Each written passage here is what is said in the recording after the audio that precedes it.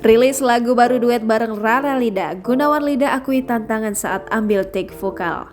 Kabar bahagia datang dari Gunawan Lida dan Rara Lida. Duo sejoli yang sering dijodoh-jodohkan ini dalam waktu dekat akan segera merilis single duet perdana mereka berdua. Secara eksklusif, Gunawan Lida dan Rara Lida menginfokan hal ini melalui program unggulan Indosiar yakni Semangat Senin Indosiar.